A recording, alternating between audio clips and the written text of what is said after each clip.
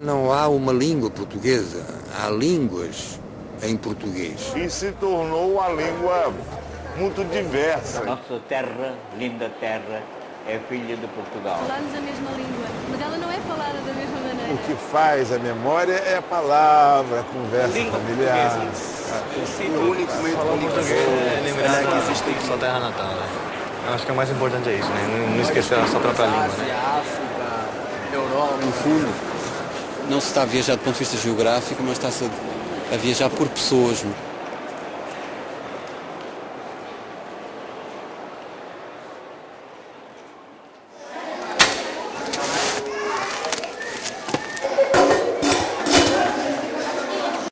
Eu acho que a língua portuguesa é hoje talvez uma das línguas europeias com maior vivacidade, com maior dinamismo.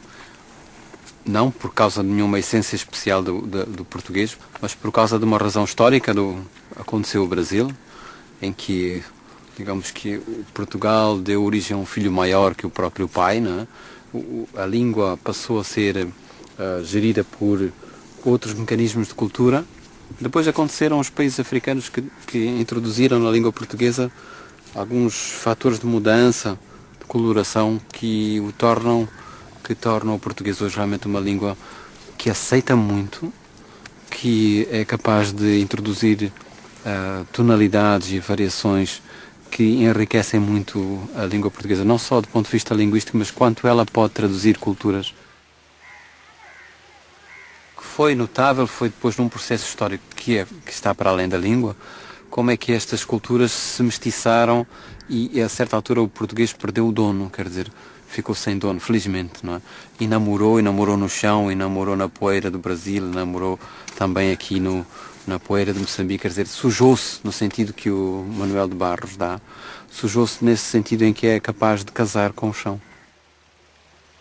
Almas vencidas, noites perdidas, sombras bizarras, na moraria cantam rufias, choram guitarras, o amor ciúme,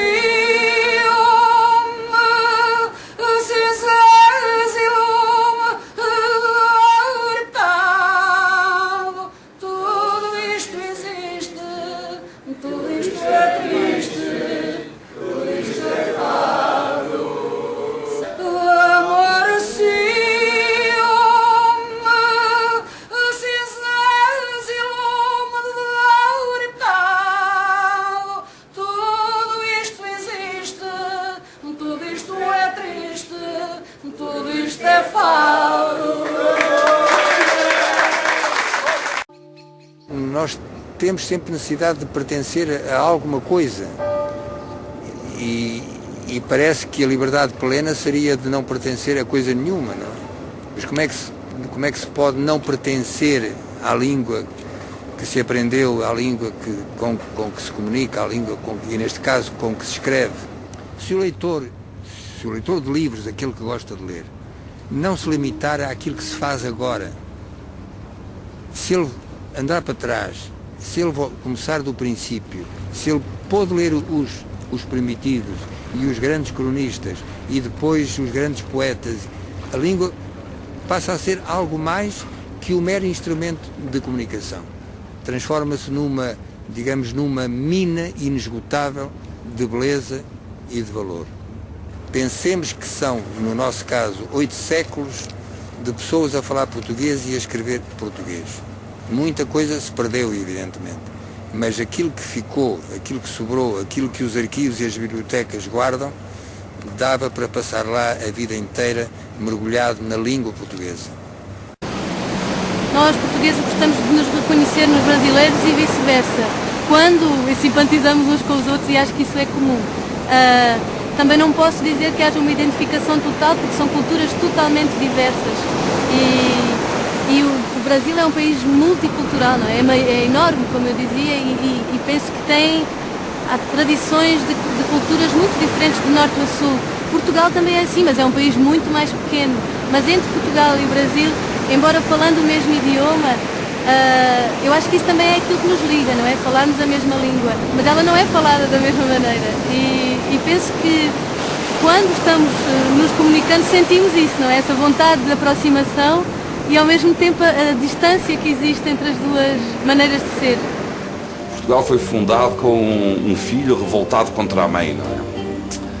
E se depois o Brasil ganhou a sua independência com um filho revoltado contra o pai, realmente tens aqui a descrição de como no Brasil penso que os portugueses encontraram um Portugal maior, quer dizer, puderam fazer aquilo que não podiam fazer lá e constroem uma civilização aparentemente impossível, não é? Por aí. Nós temos uma pluralidade de culturas e subculturas que Portugal não tem, pelo nosso tamanho e pela nossa história. Nós fomos colonizados por Portugal, mas recebemos vastas levas de povos de outra origem.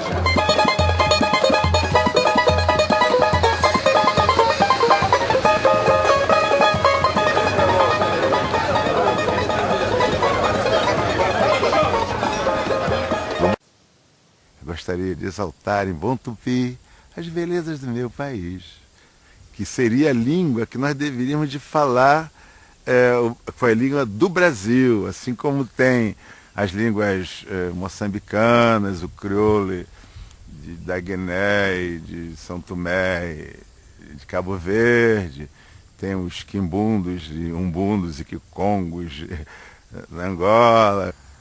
Minha bisavó era purinha, bem limpinha, de Angola. O meu bisavô também purinho, bem limpinho, de Moçambique. Eu não sou branquinho nem pretinho. A minha dona é moreninha. E tenho muitos mulatinhos, salve, salve. Salve a mulatada brasileira. Salve a mulatada brasileira, salve, salve. Salve a mulatada brasileira. Luanda é linda, ô Vanina. Também Cabinda, ô Vanina. E lá em Dili, Timor-Leste, serás bem-vinda ou bem-ida. Maputo é fina, ô Vanina. E Petrolina, ô Vanina.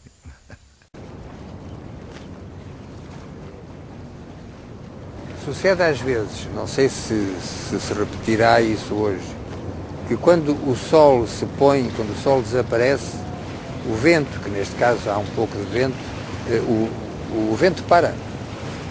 Não sei explicar porque é que acontece isso, mas às vezes sucede, ou será por acaso, talvez, será.